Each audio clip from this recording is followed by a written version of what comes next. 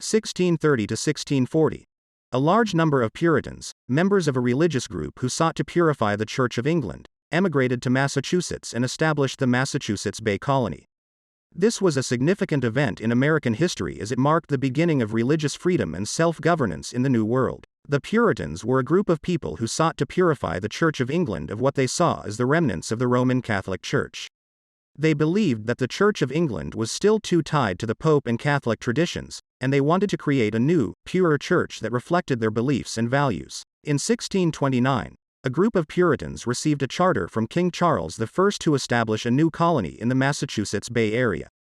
This was seen as an opportunity for the Puritans to escape religious persecution in England and to create a community where they could freely practice their religion. The first wave of Puritan settlers arrived in Massachusetts in 1630 and were led by John Winthrop, who would become the first governor of the Massachusetts Bay Colony. Over the next 10 years, thousands of Puritans arrived in Massachusetts, establishing a number of settlements and building a new society based on their religious beliefs. The Massachusetts Bay Colony was organized around the idea of self-governance, with each town having its own local government.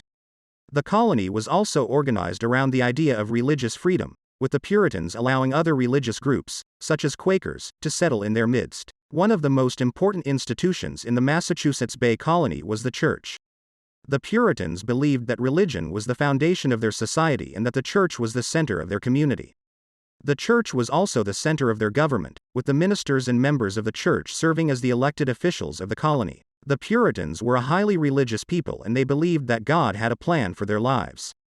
They saw their emigration to Massachusetts as part of God's plan for them, and they believed that their success in the New World was a sign of God's favor. However, the Puritans were not without their challenges.